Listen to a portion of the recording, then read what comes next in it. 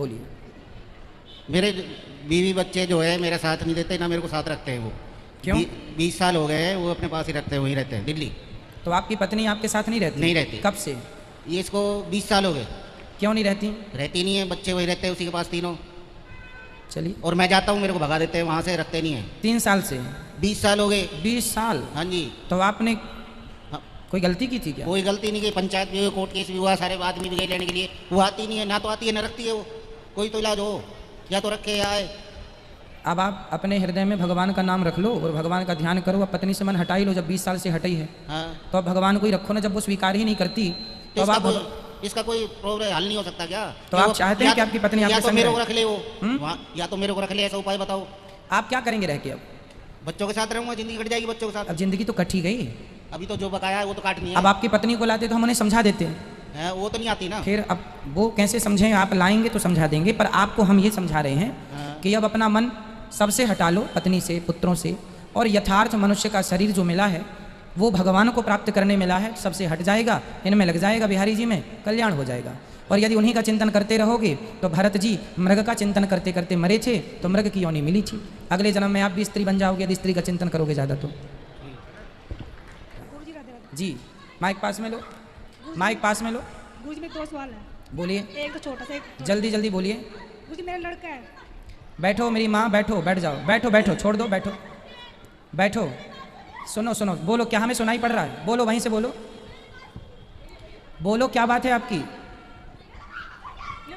सुनो, कहने दो उनको, कहने, छोड़ दो उनको, छोड़ दो, छोड़ दो, छोड़ो। अब बोलो, क्या कहना है आपको?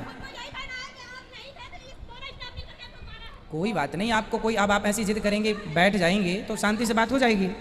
बैठ जाइए, बैठ जाइए, बैठ जाइए आप।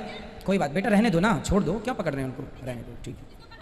आप अपना काम करिए, आप बैठ जाइए यहाँ, अभी सुनिए, ठीक है, बैठिए, बोलिए, आप बोलिए।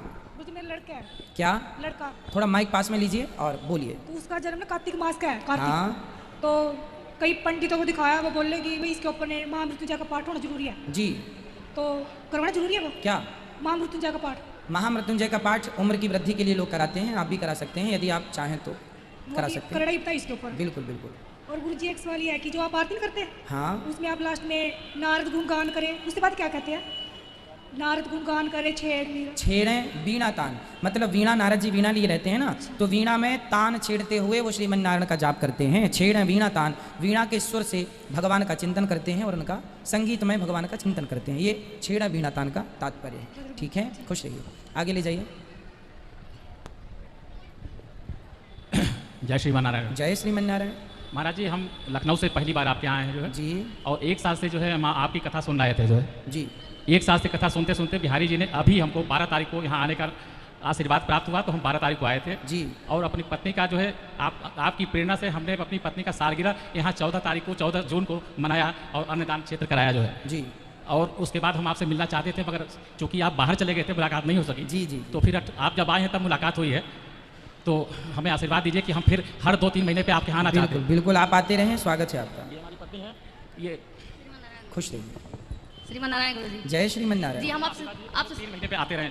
ये आपसे हमको ये पूछना था कि हम अपने मंदिर में लड्डू गोपाल जी को भी रखे हैं और नारायण जी को भी रखे, नारायण लक्ष्मी के साथ में फोटो पर दबाते हुए। लड्डू गोपाल जी और नारायण ये दो नहीं है, उन्हीं को नारायण कहो, उन्हीं को लड्डू गोपाल जी कहो। मूर्ति रखी हुई पीतल वाली मंदिर में, चलेगा चलेगा। तो रामचंद्र की भी है और बजरंग, सबकी मूर्ति रखी राम जी और कृष्ण जी ये भी दो नहीं है, वही नारायण राम है, वही अलग अलग रखी हुई है, कोई बात रखी है, कोई बात नहीं, पूजा सेवा करिए, ठीक है। खुश रहिए, थोड़ा पीछे माइक दो, पीछे।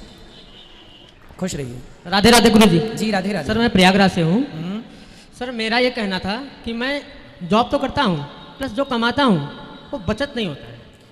क्या कमाते हैं? मैं सर ब्लू डार्ट में जॉब करता हूँ, कोरियर का।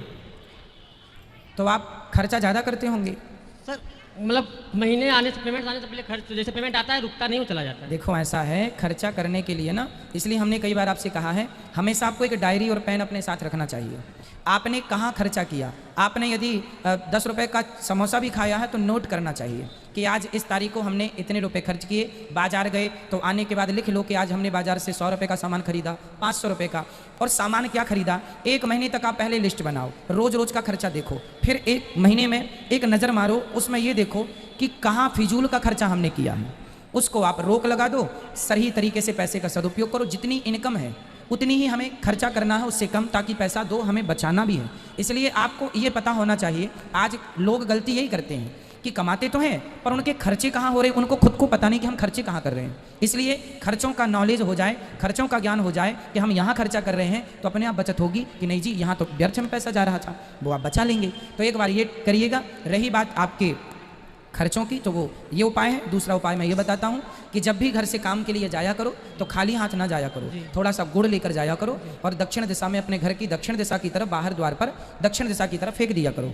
और जब आया करो तो घर में खाली हाथ ना आया करो। सर हम हर मंगलवार कुछ लेके आया करो, नित्य रोज।